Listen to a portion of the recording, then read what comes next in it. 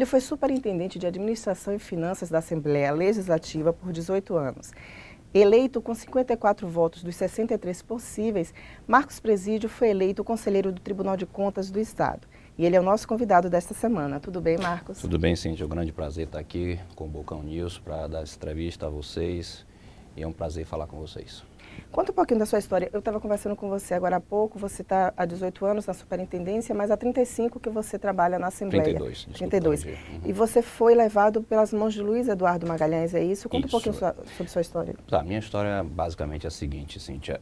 No ano de 1982, 1º de outubro, para ser mais preciso, aconteceu um acidente onde vitimou meu pai e outros políticos que estavam ali presentes, inclusive o candidato a governador na época, Dr. Clécio Andrade.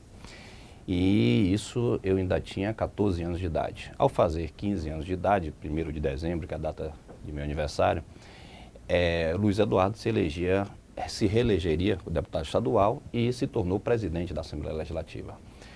Nesse ínterim, ele praticamente convidou minha mãe para conversar, que eles eram muito amigos, meu pai e Luiz Eduardo, e disse que não iria me desamparar. E com muito orgulho eu iniciei aos 15 anos, em março de 83, eu iniciei minha carreira na Assembleia Legislativa como office boy, tá? Então, de 83 até 1997, eu passei por vários cargos de direção e de assessoramento na Assembleia Legislativa, até chegar em 1997 ao cargo de superintendente de Administração e Finanças. E aqui estava até há pouco tempo, completando 18 anos no cargo de superintendente da Assembleia Legislativa e 32 como funcionário de carreira da Assembleia Legislativa. Seu nome foi ventilado como possível para assumir a Embasa, né? Uma indicação de Marcelo Nilo. E muito se comentou, Marcelo Nilo vai indicar um carlista para a Embasa. Você se considera, por ter entrado na Assembleia pelas mãos de Luiz Eduardo, por seu pai ter sido candidato a deputado estadual, também nesse grupo de ACM, você se considera um carlista? Cíntia, a sua pergunta é muito pertinente. Vejamos, eu passei 18 anos sendo superintendente de Administração e Finanças da Assembleia. E nesses 18 anos eu convivi a cada 4 anos com 63 parlamentares dos mais diversos partidos. Às vezes da esquerda mais radical, à direita mais radical. E sempre administrei sem partidarismo. Eu não tenho um partido, eu tenho o partido da correção, da exatidão. E trabalhei todos esses anos como superintendente de administração, sem ser carlista, sem ser oposição, e sim tendo rumo como gestor da administração pública. Agora, você que ficou lá dentro por 30 e poucos anos, quais são as críticas que você poderia fazer ao Poder Legislativo?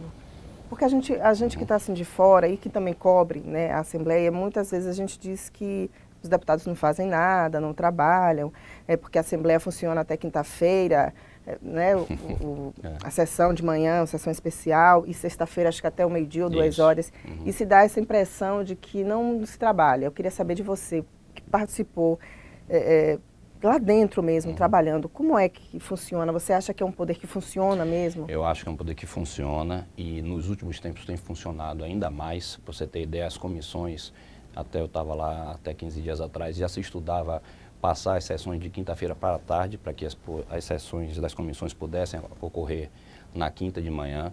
Realmente se trabalha muito.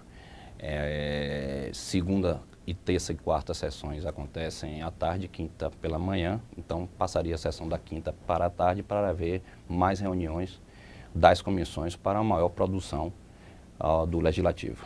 Eu discordo dessa informação, eu acho que o deputado trabalha muito, nós temos um estado extenso, são 417 municípios que têm que ser muito bem assistidos por eles e eles precisam realmente estar próximos desses municípios.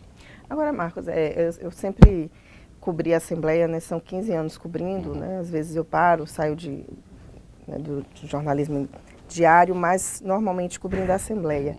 E ali há muitas histórias assim pitorescas. Você pretende ou tem esse sonho de escrever alguma coisa, um livro de repente, sobre o que você viveu ali nesses anos todos, histórias engraçadas envolvendo deputados? Cíntia, houveram muitas experiências, muitos momentos de alegria, muitos momentos de tensão, mas eu prefiro guardar para mim. Eu vou guardar como boas lembranças e fica o carinho, fica a atenção que foi a Assembleia Legislativa durante todos esses anos, 32 anos da minha vida profissional. eu aprendi muito ali. Então, eu prefiro guardar comigo esses momentos e, claro que houveram momentos de muita alegria, mas tiveram momentos tensos também, como faz parte do parlamento, onde 63 pessoas são iguais, só que os iguais são diferentes, né, na verdade, porque são 63 pessoas de regiões diferentes, de experiências de vida diferentes, de educação diferentes, então foi uma experiência enriquecedora. Agora, seu pai, se eu não me engano, ele é jornalista. Ele era jornalista. Você não quis seguir a carreira, não pensou em seguir a carreira? Sim, eu lhe confesso que em algum momento eu pensei em seguir a carreira política, mas fazendo um balanço mais apurado da minha vida, eu vi que a minha carreira seria como gestor público. E realmente eu não errei, eu estava certo em ter feito essa escolha. Uhum. Agora, em relação à Assembleia, como eu te falei, eu lhe entrevistei no Se Liga Bocão, perguntando se você se daria por impedido, né, numa possível avaliação das contas da Assembleia, já que você é oriundo de lá. E aí eu queria saber de você se de fato vai se dar por impedido quando você pegar essas contas? Não tenho a menor dúvida. Eu acho que o próprio regimento do Tribunal de Contas já prevê uma situação dessa de impedimento. Eu iria me declarar impedido imediatamente. Eu acho que não é, no mínimo, nem ético. Eu, como gestor, na época que participei ativamente da execução orçamentária e financeira da Assembleia, julgar essas contas, tá? Mas enquanto eu estive lá, eu não acho que eu deva, de forma alguma, participar da análise e do julgamento dessas contas. Me tornaria impedido e pedirei ao presidente que seja redistribuído o processo para outro conselheiro. Mas você acha que todas as pessoas que já passaram pela Assembleia, a gente lá tem, acho que o ex-deputado Gildásio Penedo, tem João Bonfim. Isso, e Antônio Honorato. E Honorato, né? Zilton já se aposentou. Isso. Você acha que esses deputados também deveriam se sentir impedidos? Ou você especificamente porque foi dessa área de gestão da Assembleia? Sim, é uma questão muito pessoal, né? Eu responder por outras pessoas. Mas eu, principalmente, por ter participado da questão da gestão orçamentária e financeira. Apesar de não ser gestor, o gestor é o presidente em exercício que esteja na época como presidente, atualmente o deputado Marcelo Nilo. Eu não concordo em um superintendente de administração julgar as próprias contas. Então, me declararia impedido. A gente falando da Assembleia, eu não posso deixar de perguntar toda essa polêmica que gira em torno das bolsas, né? E isso foi suspenso, o Ministério Público pediu para suspender, foi realizado um TAC, firmado um TAC. Por que, por tanto tempo, a Assembleia deu essas bolsas? Se havia essa possibilidade de ilegalidade, digamos assim, de pessoas que não eram carentes e que estavam recebendo, por que isso aconteceu? Olha, Cíntia, existe um programa que foi instituído pela Assembleia, criado por lei, onde haveria um auxílio educação para pessoas carentes, tá? Existem alguns fatos que precisam ser esclarecidos nesse processo. A questão da carência, eu encaro, inclusive pessoalmente, não estou falando aqui como conselheiro nem como superintendente, ex-superintendente, que é muito subjetiva. Nós temos uma pessoa que ganha R$3.000, essa pessoa é carente? Acredito que não. Mas hoje, então, nós temos os preços das escolas aí, que é de conhecimento de todos nós. Então, primeiro fato é a subjetividade da carência, tá? Segundo fato, a própria pessoa, do próprio punho, assina o atestado de carência, como prevê a lei, tá? Não cabe à Assembleia ir lá julgar se ele realmente é carente ou não. Então, ele assume o atestado de carência, ele assina, todo o processo tem o atestado de carência, e, por fim, o pagamento é feito diretamente da instituição. Não existe nenhuma possibilidade deste pagamento ser feito via cheque diretamente ao aluno beneficiado. Diretamente, isso tem mais normas todas que regem isso, inclusive tem que ser registrado no MEC, a instituição de ensino, não é qualquer instituição de ensino que pode realmente receber esse recurso. Então, ele foi dado por alguns anos, se eu não me recordo agora, se não me falha a memória agora, se eu não me engano, a partir de 2008, se eu não me engano. Só que quando o Ministério Público foi lá e constatou e questionou algumas coisas, por questão de respeito ao Ministério Público, foi feito um TAC e esse programa hoje está suspenso.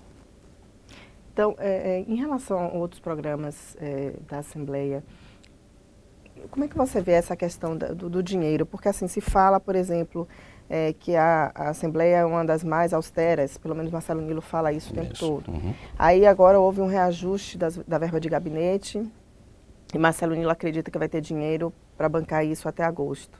Se até lá, com certeza ele vai pedir uma suplementação, e Rui Costa já disse que vai negar, porque não tem dinheiro. Isso é um impasse que será resolvido lá entre o Poder Legislativo e o Executivo.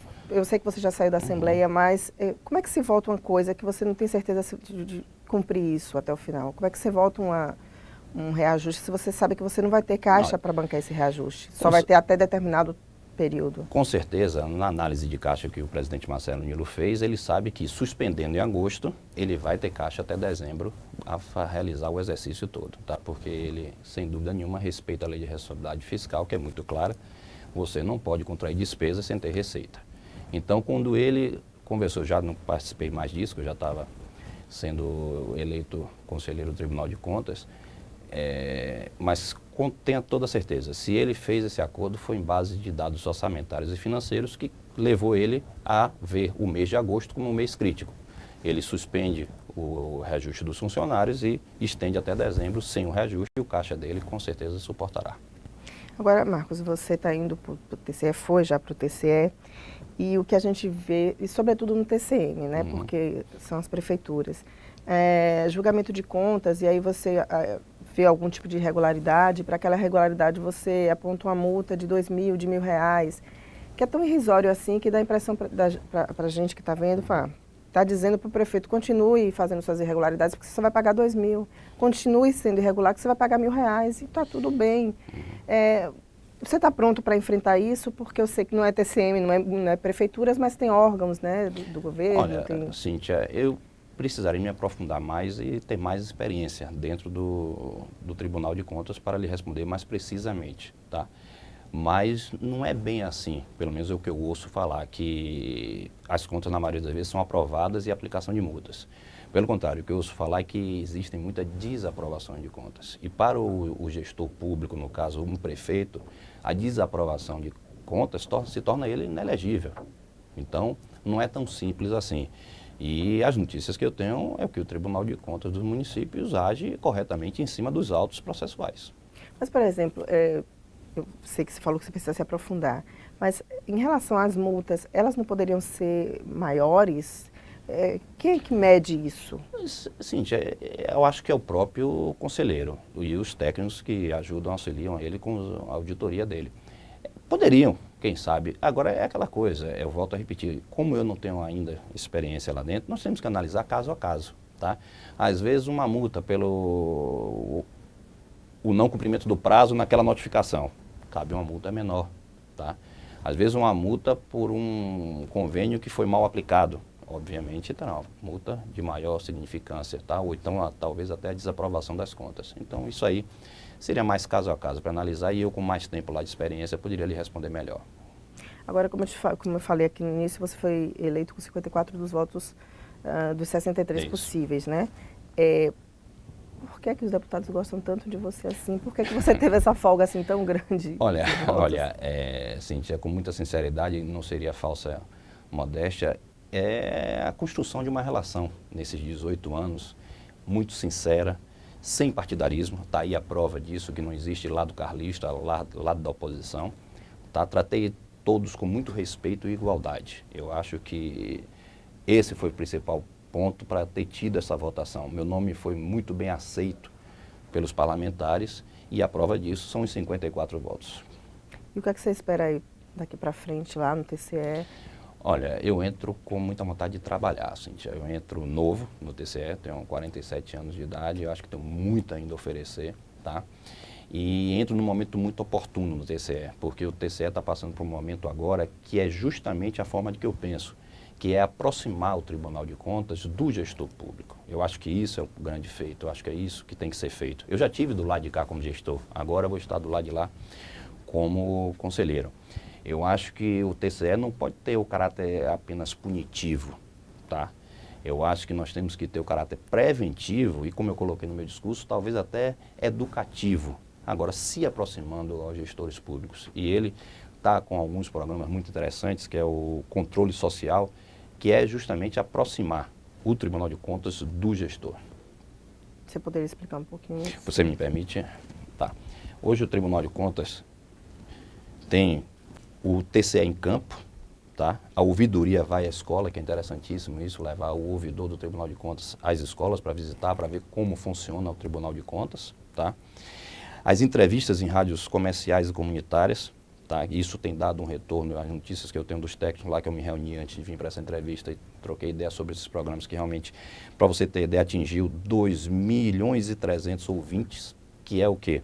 São as rádios comerciais e comunitárias dos interiores da Bahia, dos municípios da Bahia, onde é feita a explicação que o cidadão também pode denunciar, o cidadão também pode acompanhar e fiscalizar o gasto público. Isso é um programa que tem tido muito destaque na vida do TCE ultimamente. E, por fim, destacar a importância da Escola de Contas do José Borba Pereira Lapa, um ex-conselheiro, foi criada através de lei em 2014 e foi reinaugurada na semana passada, onde eu já participei, que é também, através dessa escola, treinar os gestores, não só internos, mas os gestores externos, para que façam melhor prestações de contas. Eu acho que eu chego num momento oportuno ao TCE e imbuído do mesmo propósito, que é aproximar o Tribunal de Contas ao gestor público. Eu acho que tem que ser por aí, além de ter o cuidado com a análise de conta a conta. Como é que você está vendo esses primeiros meses do governo Rui Costa? Olha, é um governo, como todo país atravessa, Cíntia, que requer muito cuidado, mas não especificamente o do governador Rui Costa. Eu acho que o Brasil passa por uma situação de muita cautela, tá? Hoje nós temos uma crise política, certo? Juntamente com a crise econômica. Se você for fazer uma breve história do país, nós tínhamos uma crise política, mas a crise econômica não existia. A economia, de uma forma ou de outra, caminhava. Ou vice-versa, você tinha uma crise econômica e o núcleo político do governo estava próximo, ele estava ajustado e ia caminhando. Hoje nós temos, no ano de 2015, uma crise política somada a uma crise econômica. Então é um ano de muita cautela, muita atenção, muita observação nos fatos políticos e econômicos, como é que a gente vai atravessar o ano de 2015. É um ano difícil. Marcos, muito obrigada pela sua participação aqui no Balcão News. A semana que vem a gente volta com um novo entrevistado. Eu espero você. Agradeço o convite e estou à disposição para sempre que for convidado poder aparecer. Ok.